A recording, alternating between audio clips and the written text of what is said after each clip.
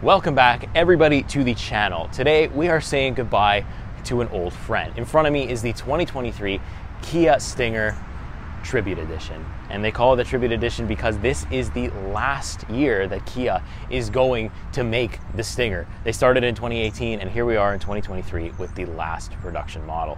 And it is a sad time for everyone because this is just such a great vehicle. So I'm gonna take you through everything there is to know about the vehicle, interior, exterior, POV drive, and then of course price, engine specs, and literally everything in between. So stay tuned, but let's get right on the road for the engine and specs. Okay, here I am inside the 2023 Kia Stinger Tribute Edition.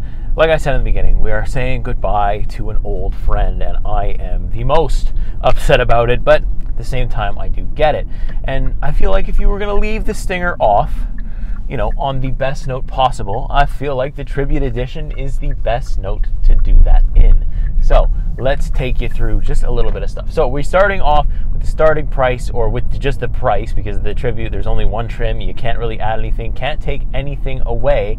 We're looking at around $58,000 Canadian, maybe around up to 60 with tax and all that good stuff, or terrible stuff because tax sucks. But yeah, but you are getting a lot of equipment for that 60K. We're getting blind spot monitoring, 360-degree camera, heated and ventilated seats, heated rear seats, and the list just goes on from there. And we're also getting a pretty decent powertrain as well. We also get a bunch of drive modes, sport being one of them, custom another one where you can change how different parts of the car behaves. And we also have an eco and a smart mode that will adjust based on your driving or how hard you're mashing the throttle. Speaking of mashing the throttle, let's mash the throttle. Let's take it for a performance test. Let's go. Oh my God, that's so fast. Every time it's so fast.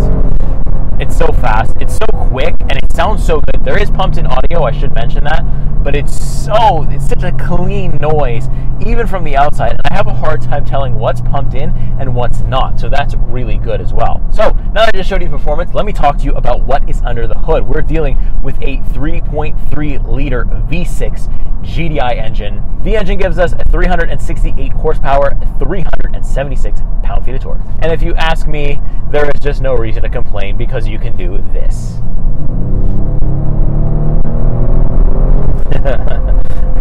I can just lay anybody to waste. It's not instant torque. There is a bit of lag to it, to the turbo, but once it goes, it's actually a twin turbo. So once that thing gets going, oh my God, it's just fun. It's just fun. And also, when you put it into sport mode, cool feature, when you put it into sport mode, the bolstering on the sides really start to tighten up on you, and I didn't see a setting to change that or anything. So I think you're kind of stuck with it. But I hope you can hear these engine noises because they are just fantastic. I don't know how it's sounded on the outside, but on the inside, we're sitting nice. So with that stuff out of the way, price, specs, performance stuff, let's take a tour around the vehicle. I'm going to do the exterior tour first, then I'm going to take you in the interior, the back, and the rear, and then of course I'm going to put you in the driver's seat for a POV shot to end everything up. So we've got everything in this video. Just stay tuned, watch all the way to the end to hear my final thoughts and all that great stuff, and whether or not I think you should buy the 2023 Kia Stinger Tribute Edition. So let's go. Okay, so starting up first is the back seat of the Kia Stinger Tribute. Let's get out of the wind here. Sitting in, look at that. Okay, so I fit pretty well, and already you can see we got very nice tan leather all the way around, like this baseball glove kind of thing. And what stands out the most here is this heated seat button. There's 3 levels back here, and I have a ton of room, ton of leg room here.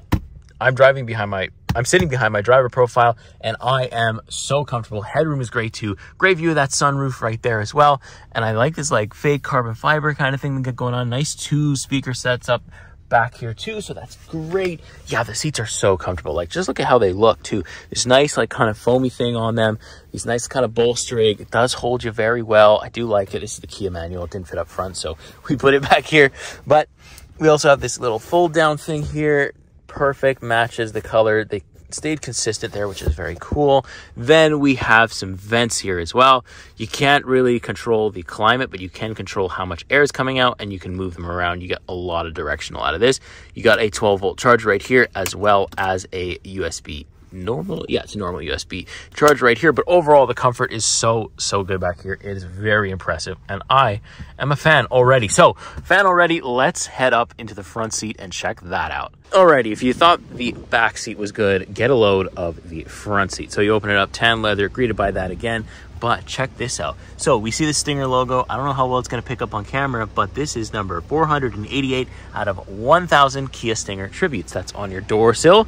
If you didn't know and you own one of these, well, now you know and you can check your number. So let's hop in, close that door here. It's such a solid closing noise. It's so satisfying. We have like this nice suede material that goes kind of all the way up. So the detail is definitely here in this Kia Stinger tribute. Every time I look around this interior cabin, I just feel remorse that they are killing this thing, and it is the last time that I will sit in it for a couple of years, because I'm convinced they'll do a Nissan Z and bring it back in a couple of years. But anyways, or Nissan Z, however you say it. Anyways, let's continue with the review, or with the interior tour. So here we go. Left hand side here, I have 2 buttons for the seat settings, as well as the illumination, lane keep assist. This is the gas cap button and the automatic tailgate button. Perfect, no problems there. Really love the steering wheel here. Again, we have like the tan stitching to match the rest of the thing, so we're very much on theme here, which we love. You know, it's a basic Kia steering wheel, nothing crazy. They didn't really go too crazy, but you do have the GT, but we also saw the same GT logo on the Kia Soul that I drove. So, you know, a little bit of that there, but that's cool. I do like it. Plastic paddle shifters in the back here. You really can't see them too much, and you're really not going to use them too much because the automatic system in this is just really good. Then digital gauge cluster, or a mix of analog and digital, but I don't hate it because the screen is quite big here, so that's really cool too. You have a whole bunch of gauges, you know, the basic stuff, although the standout one is those performance gauges, which, if I can get to it properly, is right there, where you can see your oil temperature and different torques and different stuff like that. So it's cool. I like that. And it also shows you your drive mode, so I can switch up and down between them when I go through the drive mode selector, which is pretty cool too. Now, another thing, another nice little highlight that comes when you get the Kia Stinger Tribute is when you put your turn signal on, there's a camera that pops up in the middle, much like Hyundai does with their gauge cluster, but it's more right on the left or right-hand side. Then same thing with the right, it shows the right camera. Can't go wrong with that. We love that. So moving on to our not really that small of an infotainment display, and it's just clean, very nice. The Kia infotainment system is similar to the current Hyundai one, although they did refresh it, I think, for the Kona, but we'll see it later on this year for sure. But it's that clean Kia infotainment system that we've grown to know and love. We've got integrated navigation here, which is really cool. Kind of gives you some of your main stuff that you're going to. You know, we have Sirius XM radios obviously here, wired Apple CarPlay, wired Android Auto. There is no wireless for the last version of the Kia. Nope, they kind of stuck to their guns. No wireless for you in any trim in any year. You can shove it if you want it. That's kind of how it works with that one. But I just love how clean this infotainment system. It's always been clean, and I hope it always remains clean, but you've seen it before, so we won't spend too much time on it. And then we have these 3 circular vents. Yes, 3 of them, and they really get the air quality going really well in here. I have a whole bunch of physical buttons. Everything's laid out very simply. Again, it goes back to that thing where you just want a simple layout. You don't want to have to use like the infotainment to do all this stuff. You don't have to do any of that here. All these things are here for your dual zone automatic climate control. I really like that. Then we have a space down here for our USB, and as well as a little wireless charger insert, and then this guy kind of closes. I really dig the kind of infotainment, the infotainment trim here with, like, again, the fake carbon fiber kind of style. Nice cup holders here. I usually just keep my wallet there. And I really like the ergonomicness of this, because see, I can rest my hand here. I'm a hand shifter, rester, whatever you want to call that. I like to keep my hand in this position, and this is the most comfortable one I have had in all the cars that I've been able to drive. So really like that. It's very clean, very easy to use. You press that button, you pull forwards and back. Really cool. You got your parking brake here, your drive mode, auto hold, traction control on or off. And then we have heated and ventilated seats, heated steering, a button for the 360-degree parking camera, which is very good quality, and you know, same thing that we see on Hyundai and Kias everywhere, which is very cool. You can turn off your automatic start stop, and it is a system that is annoying, so I do turn it off. So yep, there we go. And then we just have the rest of the dash here. That it's just clean. It's just clean and simple. It's aged pretty well, honestly. They haven't really changed that much here in the interior of the Kia Stinger, and I don't care. I liked it from the start, and I like it now in its last form, and I am gonna miss it. So let's move on to the last thing, is these nice seats. So we have like some bolstering here. You can kind of adjust how much the seat holds you. Although interesting feature, if I turn sport mode on, especially for the driver, if I turn sport mode on, it kind of like pumps out these bolsters and holds you. It really does hold you tight. And I don't know if I didn't find the setting to turn that on or off, but it's cool. I like it. And then if you look closely here, you have the little Stinger logo there, the little, I don't know if it's a wasp or a bee or what it is, but it is a very nice logo. I love that. And look at this. Brown seatbelts to match the interior. Does it get any better? Oh yes, I love that attention to detail. I think this might be the first car that I've driven with like not black seatbelts, so that's awesome. Nice view of the Harman Kardon speakers. They're all right sound wise, but yeah, I think that is going to do it for the interior tour of the 2023 Kia Stinger Tribute. So let's send her off in the best way we can, and let's just take it for a drive. Okay, here we are, driving the 2023 Kia Stinger Tribute Edition, the last of its kind.